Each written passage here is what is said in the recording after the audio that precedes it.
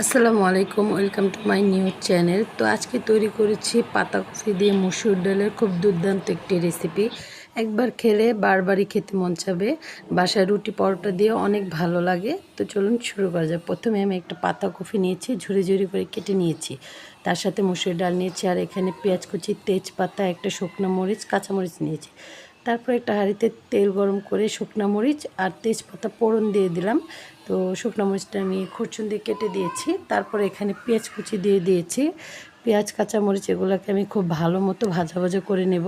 তো ভাজা ভাজা হয়ে আসলে আমি এখানে 1 চামচ লবণ দিয়ে দেব, সাথে একটু আদা বাটা দিয়ে দেব। খুব ভালো করে এটাকে ভাজা ভাজা করে নেব। আর এখানে তেলের পরিমাণটা একটু বেশিই দিবেন, কারণ এই ভাজিতে একটু তেলটা বেশি লাগে। তো তারপরে আমি একটু হলুদ মরিচের ফাঁকি দিয়ে একটু পানি দিয়ে ভালো মতো কষিয়ে নেব। তো এখানে কষানো হয়ে গেলে আমি এখানে যে ডালটা রেখেছিলাম সে ডালটা দিয়ে দেব।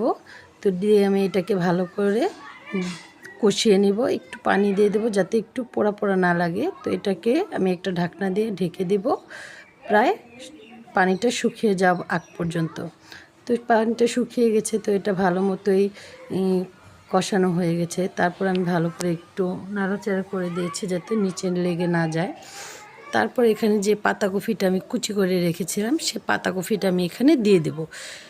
দিয়ে আমি এটা খুব ভালো করে মিশিয়ে নেব। এখানে আমি কোনো পানি অ্যাড করিনি। এটা একটু মিডিয়াম আঁচে আমি একটু ঢাকনা দিয়ে ঢেকে রেখে দেব প্রায় 2 মিনিটের জন্য। তো তারপর আমি ঢাকনাটা খুলে এটাকে আবারও আমি ভালো করে উল্টে পাল্টে নাড়াচাড়া করে দিলাম। দেখলাম এখানে আমার কোনো পানি ওঠে নাই, তো সেজন্য আমি পরবর্তীতে একটু পানি দিয়ে আবারও ঢাকনা দিয়ে ঢেকে দিয়েছি সিদ্ধ হওয়ার জন্য। তো তো এখানে সিদ্ধ প্রায় হয়ে গেছে। তো সিদ্ধ হয়ে গেলে আমি ঢাকনাটা খুলে এখানে 1 চামচ চিনি দিয়ে দেব। চিনি দিয়ে আমি ভালো করে মিশিয়ে নেব। তারপরে মিশিয়ে নিয়ে আমি এটাকে ওই মিডিয়াম আঁচে ভাজা ভাজা করে নেব। যে যতটুকু ভাজা ভাজা করতে পারেন করে নেবেন। তো আমার এই পর্যায়ে ভাজা ভাজা অনেকটাই হয়ে গেছে। তো আমি এই পর্যায়ে নামিয়ে নেব। নামিয়ে নিয়ে আমি সার্ভ করে নেব খুব মজাদার পাতাকপি ভাজি।